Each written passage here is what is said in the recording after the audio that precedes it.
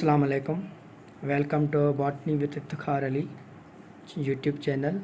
आज हम first year की बायोलॉजी से चैप्टर नंबर 1 स्टार्ट करने जा रहे हैं, जिसका नाम है बायोलॉजिकल मॉलिक्यूल्स। तो बायोलॉजिकल मॉलिक्यूल्स हम पढ़ेंगे। अब से पहले हमें बायोकेमिस्ट्री का थोड़ा सा पता होना चाहिए कि बायोकेमिस्ट्री है क्या।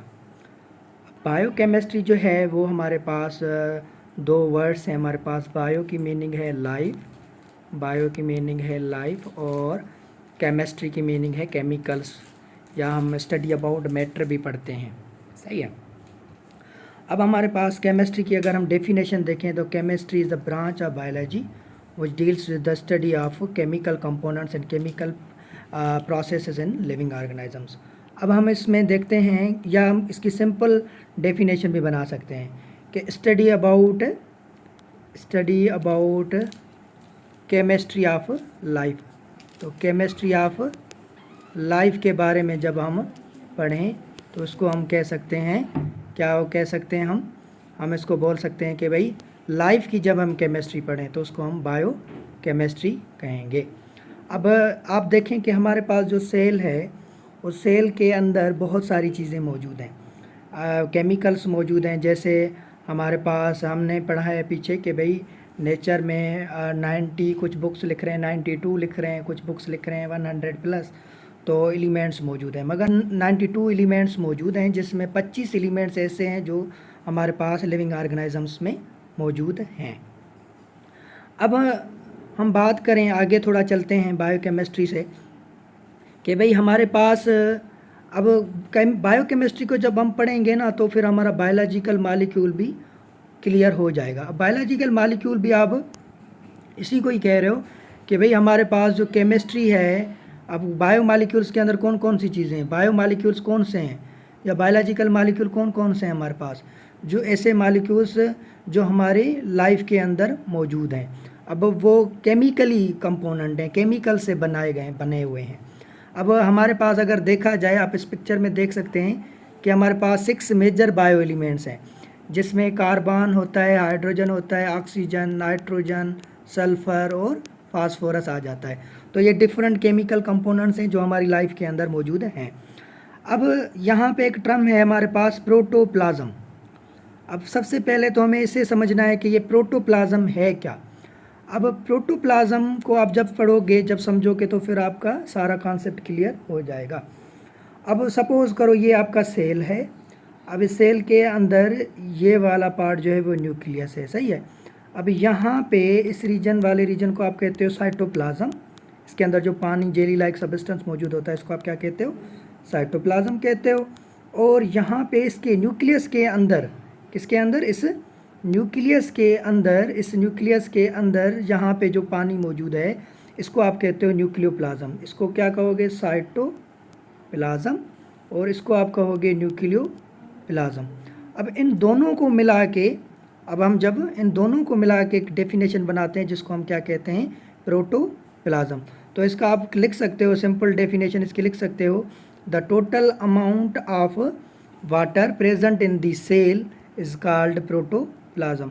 अब इसकी डेफिनेशन आप लिख सकते हैं, the total amount of water present in the cell is called protoplasm. अब हम आते हैं, प्रोटोप्लाज्म का आपको पता चल गया। अब हम आते हैं कि भाई हमारे पास कितने एलिमेंट्स मौजूद हैं। अब हमारे पास नेचर में 92 एलिमेंट्स हैं, जिसमें 25 एलिमेंट्स, तकरीबन 25, कुछ बुक्स 16 लिखते हैं, कुछ बुक्स में आप देखोगे तो 16 एलिमेंट्स लिखा होगा, बायो एलिमेंट्स लिखा होगा। 16 एलिमेंट्स जो हैं वो बायो एलिमेंट्स हैं। मगर हमारे यहाँ कुछ बुक्स में 25 एलिमेंट्स हैं जो अर्थ पे हमारे पास लिविंग ऑर्गेनिजम्स पे अंदर मिलते हैं, जिनको हम कहते हैं बायो एलिमेंट्स। अब अगर 9th क्लास की बायोलॉजी की बुक देखेंगे तो उसके अंदर 16 एलिमेंट्स हैं, मगर थोड़ा सा एडवांस लेवल में आप जाओगे, बुक्स की स्टडीज़ करोगे तो 25 एलिमेंट्स उधर आ जाएंगे। अब वो आपके पास 25 एलिमेंट्स हैं जो आपके क्या कहलाते हैं, बायो एलिमेंट्स कहलाते हैं। अब ह्यूमन बॉडी के अंदर देखो, अब हमारे पास जो 9th की बायोलॉजी है उसमें ये ह्यूमन बॉडी का बताया गया है कि ह्यूमन बॉडी के अंदर 16 एलिमेंट्स हैं। अदर ऑर्गेनिजम्स के अंदर जैसे बैक्टीरिया है, जैसे हमारे पास अदर ऑर्गेनिजम्स हैं, उनके अंदर 25 हो सकते हैं, मगर ह्यूमन बॉडी के अंदर कितने हैं, 16 मौजूद हैं। तो ये वाली पॉइंट आप इंडिकेट कर दीजिएगा कि भाई 16 बायो एलिमेंट्स हैं जो हमारे पास ह्यूमन बींग्स के अंदर मौजूद हैं। अब इन 16 में से 6 ऐसे एलिमेंट्स हैं जो हमारे पास जिनको बेसिक बायो एलिमेंट्स कहा जाता है। इन 6 एलिमेंट्स को हम क्या कहते हैं? इन 6 एलिमेंट्स को हम कहते हैं बेसिक बायो एलिमेंट्स। बेसिक लिखिएगा और बायो एलिमेंट्स लिखिएगा। तो ये 6 एलिमेंट जो हैं वो बेसिक बायो एलिमेंट्स हैं आपके। कितने हैं? 6। अब इसमें आप देखोगे कि आपके प्रोटोप्लाज्म के अंदर, मतलब कि आपका ये जो प्रोटोप्लाज्म हम इधर पढ़ चुके हैं पीछे, आपके प्रोटोप्लाज्म के अंदर ये जो 6 एलिमेंट्स हैं ये परसेंटेज पूछी जाती है कि ये परसेंटेज इनकी कितनी होती है। तो इनकी परसेंटेज होती है 99%।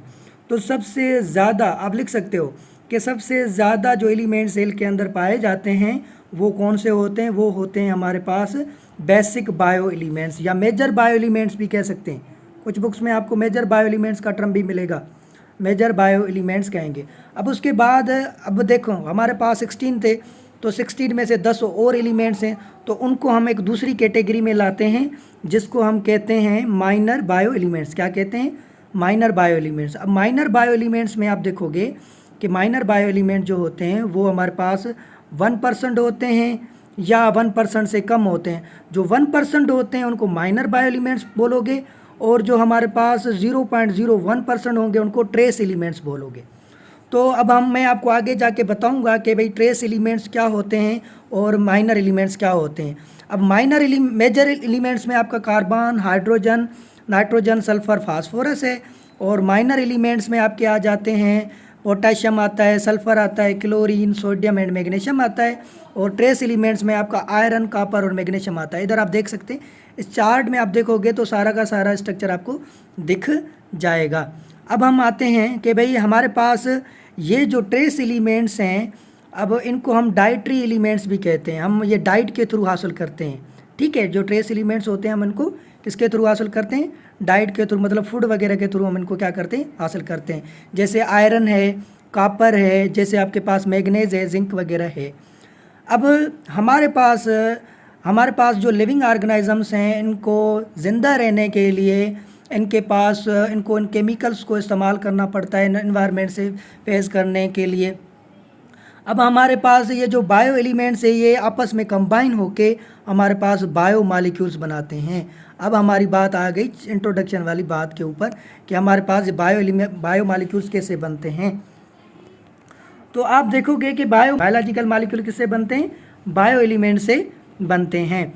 अब इसमें आप देखोगे कि एक होते हैं इनऑर्गेनिक मॉलिक्यूल्स और दूसरे होते हैं ऑर्गेनिक मॉलिक्यूल्स। इधर आपको दिख रहा होगा, एक होते हैं हमारे पास ऑर्गेनिक मॉलिक्यूल्स और दूसरे होते हैं इनऑर्गेनिक मॉलिक्यूल्स।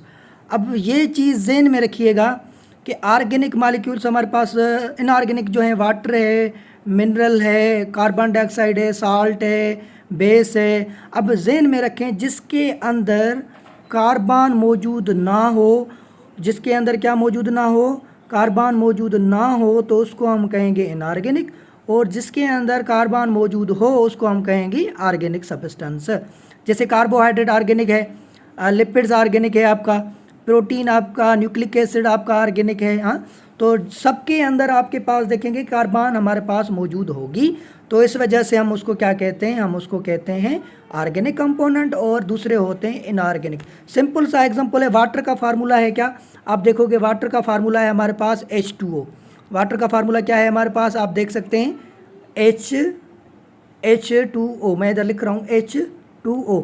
तो इसके अंदर कोई भी ऑक्सीजन का मॉलिक्यूल नहीं आ रहा, तो इट मीन्स के ये हमारे पास क्या है? ये इनऑर्गेनिक है। अगर मैं आप कोई दूसरा एग्जांपल दे सकते हो, जैसे कार्बन डाइऑक्साइड है, CO2 है, या कोई और, तो ये ऑर्गेनिक मॉलिक्यूल्स हैं, आप सिंपली कह सकते हो। या कार्बोहाइड्रेट है। अब ग्लूकोज का एक एग्जांपल लेते हैं, भला ग्लूकोज का पता होगा फार्मूला का, C6H12O6। तो आप इसके अंदर देख सकते हो कार्बन है, तो कार्बन मौजूद है, इट मीन्स के इसके पास क्या मौजूद है? हमारे पास कार्बन है, तो इसके पास ये जो मॉलिक्यूल है वे ऑर्गेनिक हो जाएगा क्योंकि इसके पास कार्बन मौजूद है।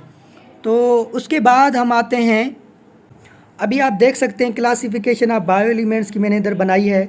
कि ये on the basis of elements inorganic और ऑर्गेनिक के बेसिस पे है, और ये on the basis of presence के बेसिस पे, ये कंस्टिट्यूएंट के बेसिस पे है। तो हमारे पास सबसे पहले हम कंस्टिट्यूएंट के बेसिस पे आएंगे कि इनऑर्गेनिक मालिक्यूल जो हैं वो वाटर मिनरल्स हैं, और ऑर्गेनिक कार्बोहाइड्रेट्स प्रोटीन लिपिड वगैरह है। अब इधर 3 ग्रुप हैं, मेजर एलिमेंट्स, दूसरे माइनर हैं, तीसरे ट्रेस हैं। तो मेजर कितने परसेंट है? 99, ये जहन में रखिएगा। माइनर कितने परसेंट है? 1% हैं। और ट्रेस एलिमेंट हैं वो 0.1% हैं। ट्रेस एलिमेंट्स याद में रहें कि ये हम डाइटरी एलिमेंट्स भी कहा जाता है इनको। ये डाइट के यूज़ पे हम इनको हासिल करते हैं, हमारी बॉडी को मिलते हैं। तो अब हम आगे चलते हैं कि भाई हमारे पास बायोलॉजिकल मॉलिक्यूल्स का बैक्टीरियल और मेमिलियल सेल में प्रोपोर्शन देखा जाए, वाटर कितना है, प्रोटीन कितनी है, तो आप देख सकते हैं पानी का अमाउंट देखा जाए तो वो 70% है, और मेमिलियन सेल में भी अगर देखा जाए तो 70% है। हम पढ़ते हैं कि टोटल प्रोटोप्लाज्म, जो टोटल पानी होता है सेल के अंदर, वो होता है 70 से 90%, 70 से 90% होता है। तो कुछ books different books different number लिखते हैं, तो आप जहन में रखें। सिंध टेक्स्ट वाले जो हैं वो 70% से 90% जहन में रखें। MCQs अगर आए तो वो आप कर सकते हैं। प्रोटीन भी आप देख सकते हैं 15 है, बैक्टीरियल सेल में 18 है, मेमिलियन सेल में कार्बोहाइड्रेट है, लिपिड है, DNA RNA, ये डिफरेंट अमाउंट। अब ज़्यादातर जो एंट्री टेस्ट में वगैरह, MDK टेस्ट वगैरह में आता है, वो आता है वाटर का सब्सटेंस आता है और प्रोटीन का, तो ये अपने जहन में रख दीजिएगा। ठीक है स्टूडेंट्स, तो मिलते हैं अगले लेक्चर में।